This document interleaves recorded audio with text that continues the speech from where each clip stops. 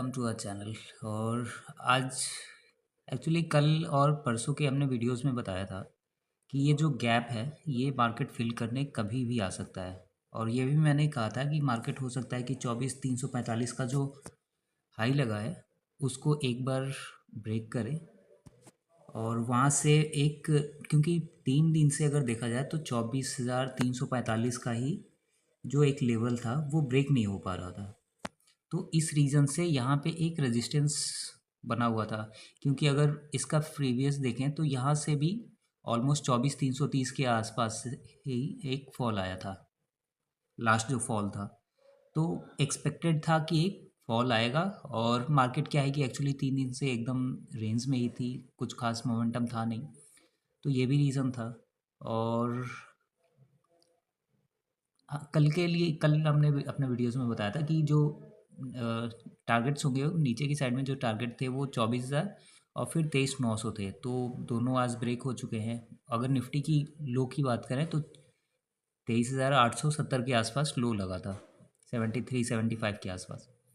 और HDFC bank almost 1836 के आसपास गया था, फिर वहाँ पे सस्टेन नहीं किया, फिर 1800 के नीचे भी आ चुका था डे लो के आसपास। ठीक है, तो अभी हम देखते हैं कि निफ्टी में कल के दिन क्या हो सकता है। आज एक्चुअली मंथली एक्सपायरी थी और अभी क्या होगा कि अभी मंथली एक्सपायरी सिर्फ बैंक निफ्टी की रहेगी और निफ्टी में वीकली एक्सपायरी रहेंगे। तो बैंक निफ्टी में जो करते हैं उनके लिए थोड़ा पेनफुल होगा मंथली एक्सपायरी में ट्रेड करना, क्योंकि प्रीमियम वहाँ पे बहुत ज़्यादा हाई रहेंगे। तो इस रीज़न से क्या होगा कि जो प्रीमियम अगर हाई रहेंगे तो वहाँ पे ट्रेड करना, स्टॉप लॉस मेंटेन करना थोड़ा सा पेनफुल हो सकता है। अदरवाइज़ कोई नहीं। फिर देखते हैं अभी निफ्टी के लिए। तो निफ्टी की अगर कल के लिए हम बात करें तो हमारा जो सपोर्ट रहेगा अभी, तो अभी जो सपोर्ट रहेगा वो रहेगा 23,780 के आसपास। और नेक्स्ट सपोर्ट हमारा रहेगा वो रहेगा अपना 23,500 500 के आसपास। ठीक है, और अगर हम निफ्टी की बात करें, एक्चुअली क्या है ना कि निफ्टी में जब तक एक अच्छा खासा करेक्शन नहीं आएगा ना तब तक मोमेंटम अच्छा आएगा नहीं। अभी अगर हम देखें तो ऑलमोस्ट यहाँ से 1000 पॉइंट्स की रिकवरी आई थी। ठीक है, और रिकवरी आने के बाद से मार्केट साइडवेज हो गया था। तो हमने बताया था कि ये रिकवरी, ये जो टाइम स्पेंड किया है निफ्टी ने, इसका कोई मतलब नहीं है। हो सकता है कि नीचे की साइड में ये जो एक गैप बना हुआ था ये फिल करने के लिए है। अभी देखें तो अभी ये गैप फिल हो चुका है। तो अभी हो सकता है कि अगर निफ्टी यहाँ से जो फॉल आई है तो यहाँ पे अगर 3-4 दिन टाइम स्पेंड करती है इस जोन के आसपास, तब आने वाले टाइम में ये थोड़ा सा सपोर्ट की तरह काम करेगा। अदरवाइज़ कल के दिन अगर आज का जो लो है, कल के दिन अगर मार निफ्टी अपना लो जो था वो ब्रेक करती है तो फिर 23,780 और 23,500 का लेवल टेस्ट होने के लिए आएगा एक बार फिर से। तो ये दोनों, ये जो जोन है ना 23,500 से 23,700 का, ये काफ़ी क्रूशल हो जाएगा कल के दिन। अगर कल मार्केट यहाँ पे सस्टेन कर जाती है तब तो अच्छी बात है, अगर सस्टेन नहीं करती है तो फिर आने वाले टाइम में न्यू लो देखने को मिल सकता है, क्योंकि 23,300 का लो था। और अगर 23,500 23,700 के आसपास अगर निफ्टी टाइम स्पेंड नहीं करती है, निफ्टी सस्टेन नहीं करती है, तो फिर 23,300 का जो लेवल है वो भी ब्रेक हो जाएगा इन अपकमिंग वीक्स में। तो कल के लिए हमारा सिंपल सा रहेगा 23,700 और 23,500 का। अगर ऊपर की साइड में देखें तो 24,100 का और 24,200 का, इससे ज़्यादा एक्सपेक्टेड नहीं है निफ्टी में कल के लिए। ठीक है, और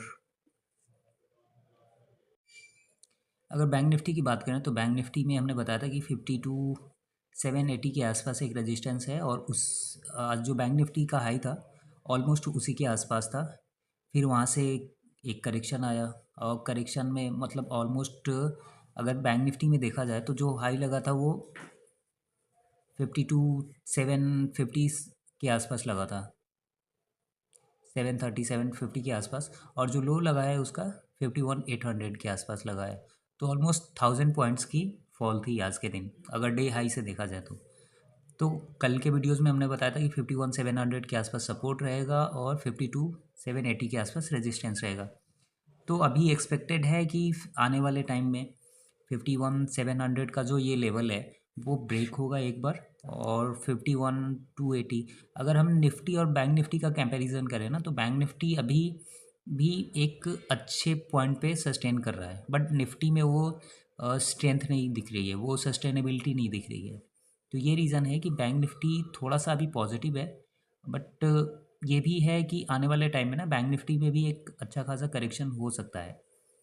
ठीक है, तो अभी कल के लिए हमारा प्लान यही रहेगा कि अगर बैंक निफ्टी अपने डे आज का जो लो है उसको अगर ब्रेक करती है, तो फिर जो नेक्स्ट टारगेट रहेगा हमारा 51,280 के आसपास रहेगा, वो फिर टेस्ट होने के लिए आएगा।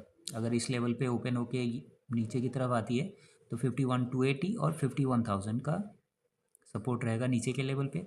अगर ऊपर की लेवल की बात करें तो 51,250 और 51,500 का कल के लिए रेजिस्टेंस रहेगा। क्योंकि ऐसा नहीं हो सकता कि मतलब आज जैसे मार्केट 1,000 पॉइंट्स गिरी हो, कल 1,000 पॉइंट्स रिकवर कर जाए, ऐसा यूजुअली देखा नहीं जाता है। बट अगर ऐसा होता है तब तो वो अच्छी बात है, बट ऐसा होना ही नहीं चाहिए। तो एक्सपेक्टेड रहेगा कि मार्केट एक बार फिर से नीचे के लेवल पे आए, नीचे का जो लेवल है वो रिटेस्ट करे 51,280, 51,000। ठीक है, क्योंकि इसका जो लो है ना वो बहुत दूर है अभी। तो अभी एक्सपेक्ट नहीं कर सकते कि मतलब निफ्टी की तरह की एकदम से आए और इसका जो लो है वो ब्रेक करके न्यू लो बनाए। तो अभी एक्सपेक्टेशन यही है कि 51,200 एक सॉलिड सपोर्ट की तरह काम कर रहा है। तो जब तक ये ब्रेक नहीं होगा तब तक नीचे की लेवल पे नहीं देख सकते बैंक निफ्टी को। HDFC बैंक में कल हमने बताया था कि 1830 और 1840 का टारगेट हो सकता है आने वाले टाइम में। और आज का जो हाई लगा था वो ऑलमोस्ट 1830 1832 के आसपास लगा था। फिर उसके बाद से फॉल आया और लास्ट में जब क्लोज़ हुई 1793 के आसपास क्लोज़ हुई है HDFC बैंक। तो अभी जो सपोर्ट बनेगा HDFC बैंक में वो 1770 का और 1760 का सपोर्ट रहेगा। ठीक है, अगर हम देखें ऐसे तो मतलब 1830-35 तक गई थी, फिर वहाँ से एकदम फॉल आया। तो हो सकता है कि आने वाले टाइम में ना ये जो 1770 और 1760 का लेवल है वो एक बार फिर से रीटेस्ट हो। तो हमें प्रिपेयर रहना पड़ेगा, आई मीन कॉन्शियसली, कि 1770 और 1760 का एक बार लेवल रीटेस्ट के लिए हो आए।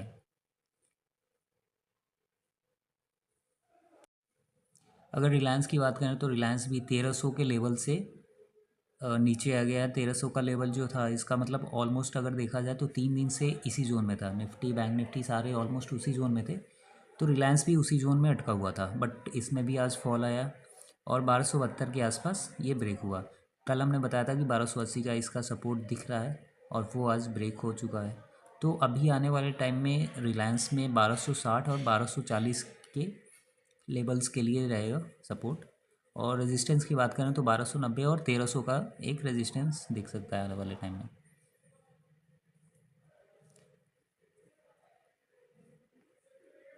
मोतीलाल ओसवाल का देखें तो मोतीलाल ओसवाल का मतलब 880 के आसपास लो लगा था, फिर वहाँ से ऑलमोस्ट 940 के आसपास हाई भी लगा था, बट ये भी ना एक रेंज में ही है, मतलब ऑलमोस्ट 60 पॉइंट के रेंज में है। और अभी इसका जो रिसेंट हाई था वो 1020 के आसपास था, वहाँ से फॉल हुआ, फिर अभी थोड़ा सा साइडवेज है। अब ये रीज़न है कि मतलब मार्केट नेगेटिव है, तो ड्यू टू बीटा इफेक्ट और भी जितने स्टॉक्स होते हैं वो नेगेटिव होते हैं।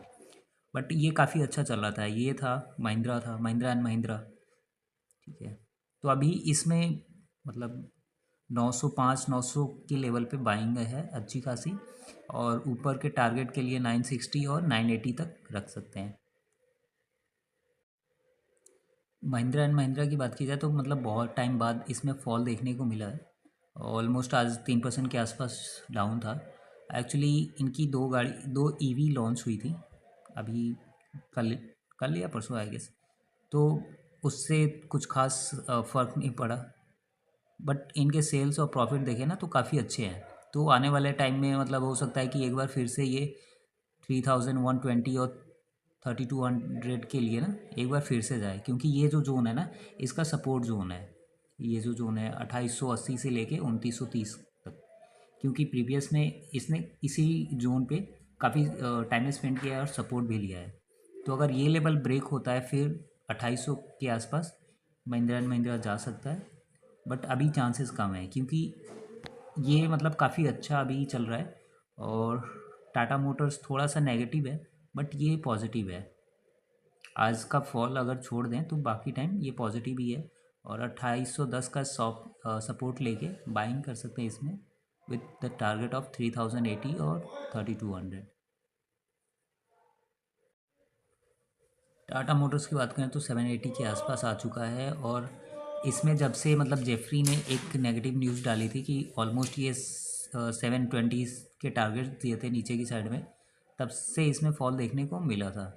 और रीज़न ये भी था कि मतलब जो सेल्स वगैरह थे कुछ खास थे नहीं। सेल्स इनका नीचे ही आ रहा है। सेल्स मतलब on a monthly basis 15 to 20% के आसपास डिग्रेड हो रहे हैं, कम हो रहे हैं। तो ये रीज़न था। वहीं महिंद्रा एंड महिंद्रा का 18 से 20% का जो मंथली सेल्स है वो बढ़ रहा है। तो अभी अगर हम वीकली में देखें, वीकली कैंडल पे या फिर डेली कैंडल पे, तो हमें दिखेगा कि ऑलमोस्ट ये पिछले 3 महीने से एक अच्छा खासा फॉल हो चुका है, 3-4 महीने से। तो अभी थोड़ा सा सपोर्ट, मतलब अभी जो मेन सपोर्ट है ना वो 650 के आसपास ही दिखता है अगर मंथली चार्ट पे देखें तो।